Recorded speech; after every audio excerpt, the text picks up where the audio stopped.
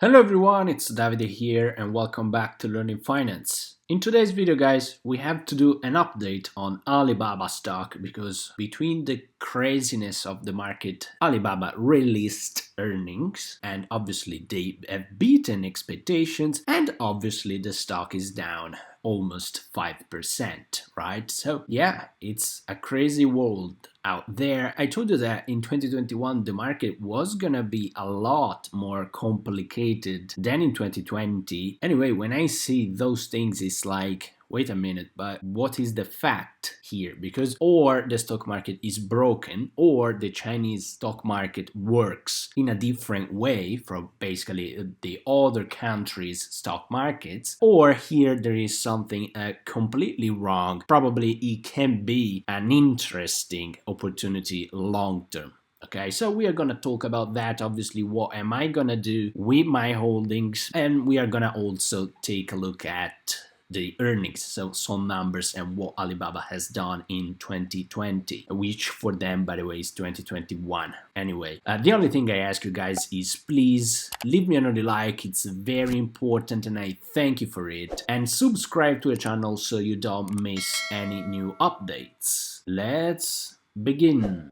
Alright guys, so first of all, technically speaking, Alibaba today has done lower lows. We have done the lows in December after the Ant Group IPO drama over there, 211, and today 209. Here we go. We are just now touching the positive trend line that is going on since basically 2018. I told you that it is an important trend line. We are gonna see whether Alibaba will bounce from that or just, you know what, keep straight down like no one cares and completely change the long-term trend. Let's see. So let's take a look at the earnings and some numbers so that we can actually update the valuation because they beat earnings and see what we get. So for the quarter, they have done 28.6 billion, right?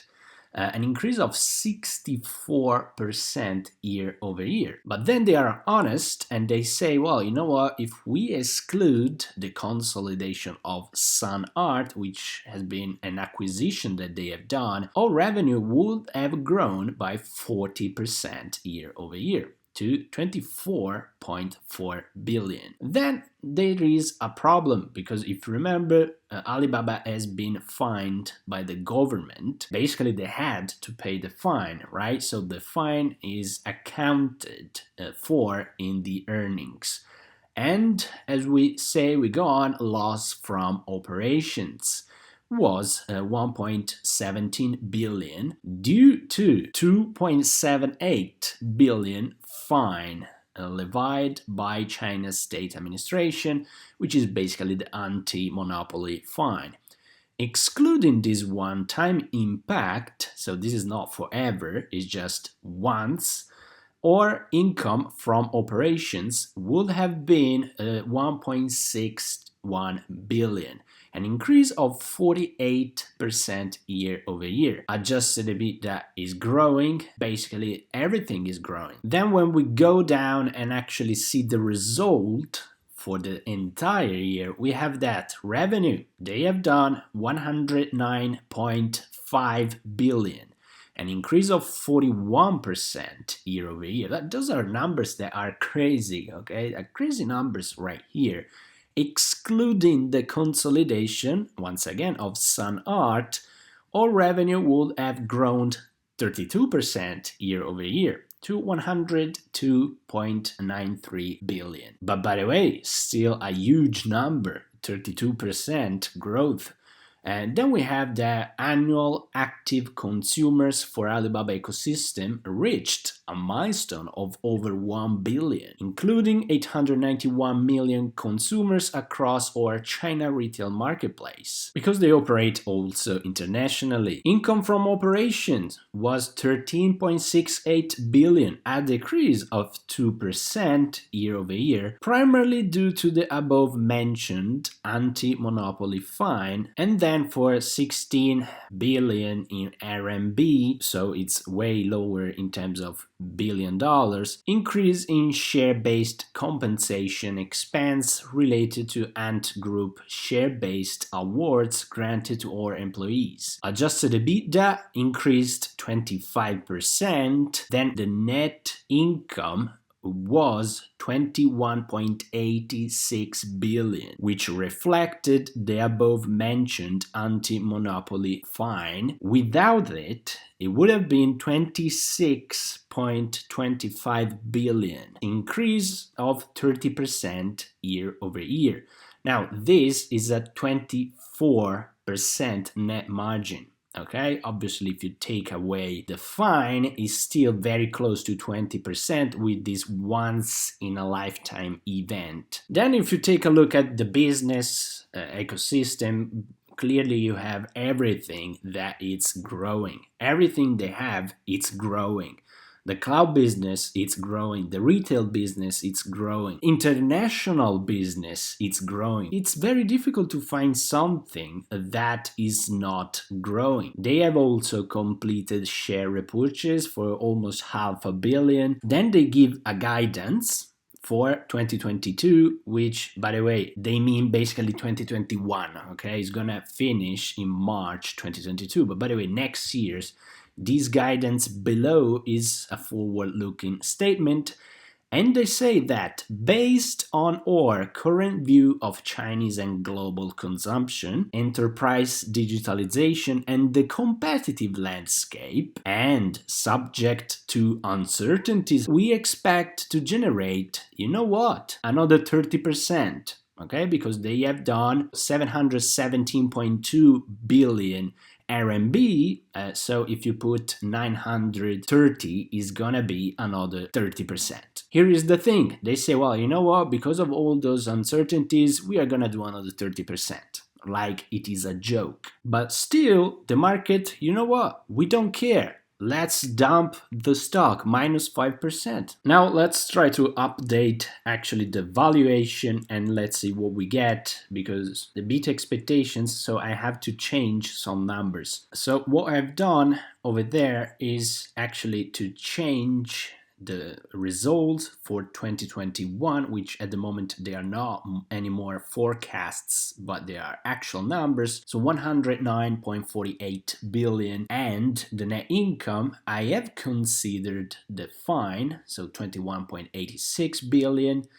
Even though it should have been 26 point something. Then free cash flow, they have done 26.35 billion, right? So the fine has been accounted for in this particular scenario. Then they have said a 30% increase in 2022. Now, I put a lower one, so 26.7%. And then moving forward, I have done those three scenarios, so normal case, bull case, bear case, and the growth rates are from 2023 to 2025, and then from 2025 to 2028. The requirements are 11% discount rate and a perpetual growth after 2028 of 3%, meaning that Alibaba after 2028 will grow at a 3% moving forward. As we can see, the normal case is 20% growth until 2025, 12% growth until 2028, and this is what we get, $337.57 per share. Then the bull case, 23% and 13%. The fair price is $355.4 per share.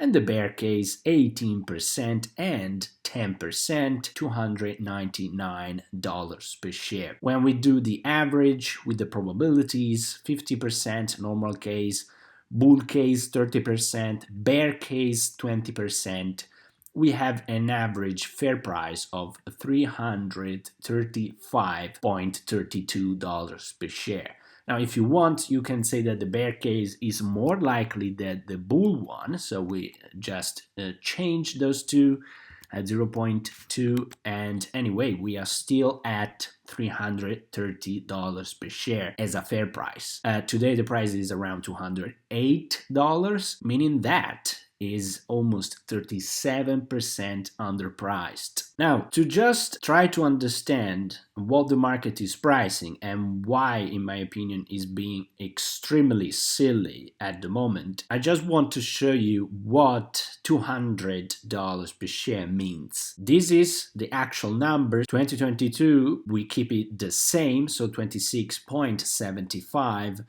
But then we say that Alibaba, after this, so from 2023, will collapse and will do just a 5% growth until 2025 and then a 3% growth from 2026 moving forward. Okay? Considering also that after 2028 we have the perpetual growth still at 3%. So Alibaba will grow at a 5% until 2025 and then just remain to 3% forever. So if we take the cash flows on this particular scenario, same requirements, what we get is a fair price of $200 per share. Now, you understand why I think that the market is becoming silly with Chinese stocks, because let's be honest, how likely it is that Alibaba will do more than this moving forward?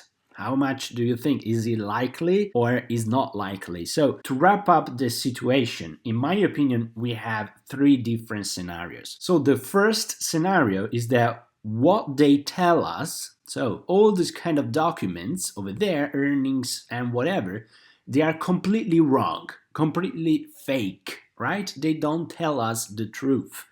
So obviously the stock is going down because we don't have the right data. That's the first scenario. I think it's likely? No, probably not. Now the second scenario is that the Chinese stock market works in a completely different way to the other stock markets. So in China, when a company does well, the price goes down because that's how the stock market works in China. So this is another option, but well, is it likely? I don't think so, that one too. Now the third option is that the market is completely undervaluing Chinese stocks, in my opinion, in a silly way that, yes, okay, they have all the problems that you want. They are in China, regulations, delisting, all this kind of stuff. But let's be honest, guys, is this already priced in those stocks or not? Well, in my opinion, yes. Okay, maybe yes, it is already priced because we can go lower than this, guys, but you arrive at a certain point where literally the stock market or is broken, so it doesn't work in China as in every other places, or those stocks, so Alibaba, but as well as JD, Baidu as well. I mean, they are coming at a point where, in my opinion, the risk-reward opportunity becomes big, very big for the next decade. Because remember that China is the country which is coming out the strongest as everyone else from this pandemic. Okay, they don't have debt problem, they don't have all this kind of stuff that we have in Europe and US. So let's definitely keep an eye on those things. Am I gonna sell? Absolutely not. I mean, what's the point? Or these documents are wrong, or there is no point in selling now. I think that if I close my eyes and I see like 5-10 years from now, well, the stock is gonna be higher than where it is today. Otherwise, guys, we have a major structural problem in the market itself, but I don't think this is the case. So this is what I believe. Obviously, it is frustrating. I completely understand that, but what's the point in selling now? In my opinion, there is no point in terms of logical decision. So anyway, that's just my opinion, guys. Leave me down a comment with your opinion. And I hope you find the video interesting. Subscribe to the channel if you want. And as always, have a wonderful day.